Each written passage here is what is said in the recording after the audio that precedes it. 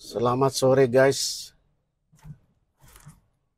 Kota Pontianak sore hari tanggal 2 Februari 2023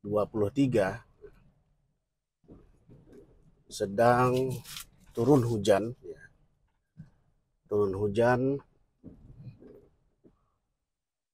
tidak juga lebat ya.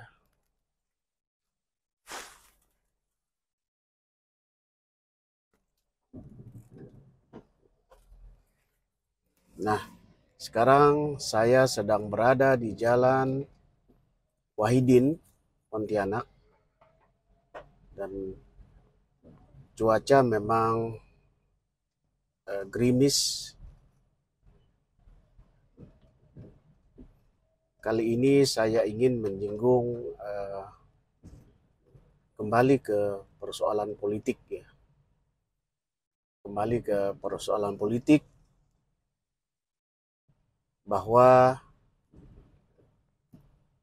ada di antara kita, kawan-kawan kita atau siapa saja ya, yang berpolitik itu secara pragmatis atau maksudnya oportunis, di mana yang menguntungkan di situ dia akan mendukung. Menguntungkan dalam artian mungkin saja dia mendapatkan imbalan dari setiap yang dia dukung gitu. Bisa seperti itu ya, padahal dia bukan pengurus partai, hanya simpatisan.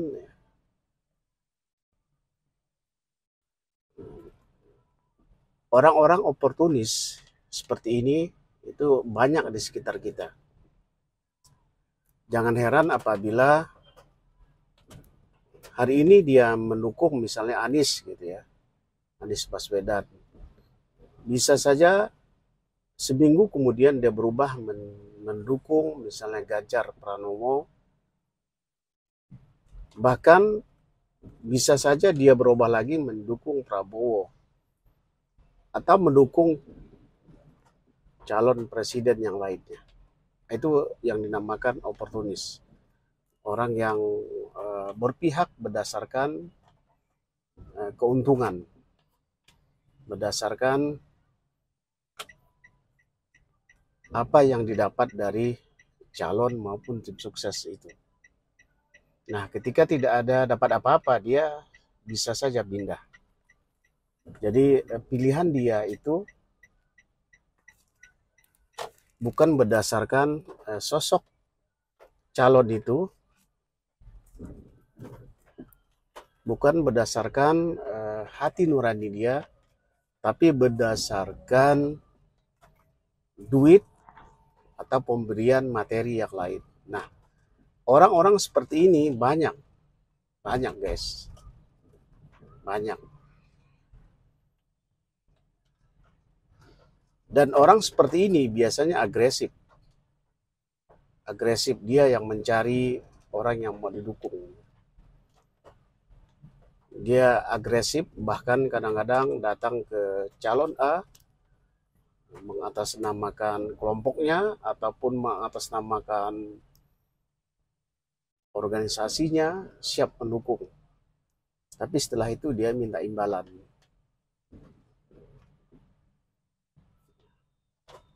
Datang lagi ke calon B, ngomongnya juga begitu. Sehingga dia sebenarnya tidak memiliki pendirian yang jelas terhadap apa yang dipilihnya. Orang-orang seperti ini itu akan berkeliaran menjelang pemilu atau menjelang masa-masa pencoblosan.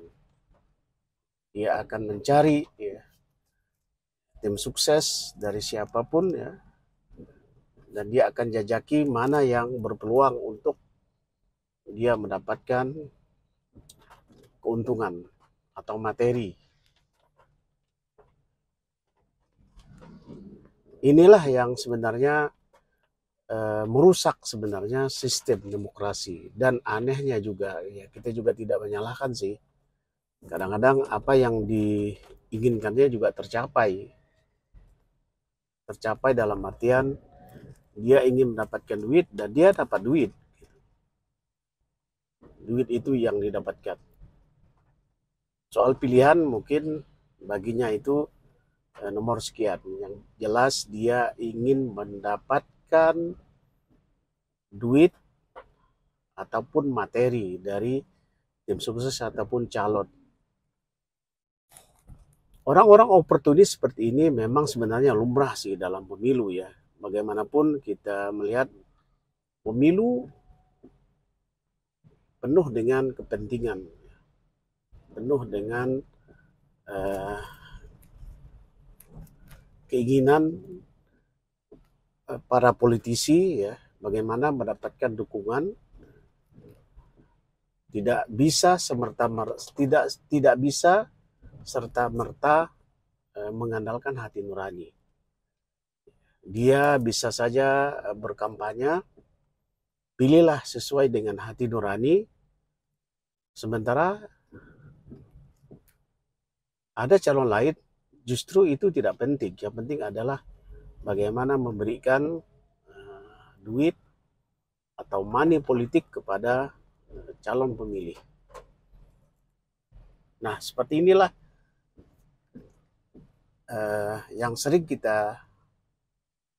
muncul menjelang pemilu.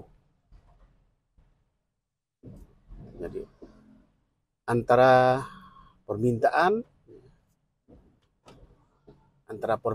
dengan supply and demand itu terjadi. Orang ingin minta duit dan itu dikasih. Jangan heran apabila ketika ingin menjadi wakil rakyat atau dewan, apalagi sekelas presiden ya, itu semuanya duit guys. Tidak bisa kita hanya mengandalkan pilihlah sesuai dengan hati nurani. Itu tidak bisa lagi guys. Karena masyarakat sudah dididik dari dulu ya, dari masa-masa Orde Baru, masyarakat ketika ingin memilih ada orang yang ngasih duit gitu. Dan ini sebenarnya yang merusak tatanan money politik. Ini tidak bisa dihindarkan guys.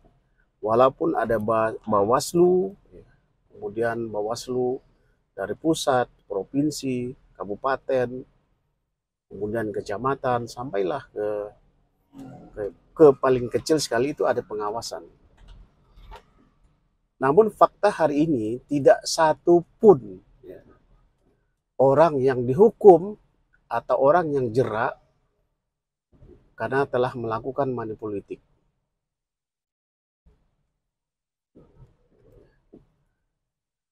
Jadi tidak ada satupun kasus yang berujung kepada misalnya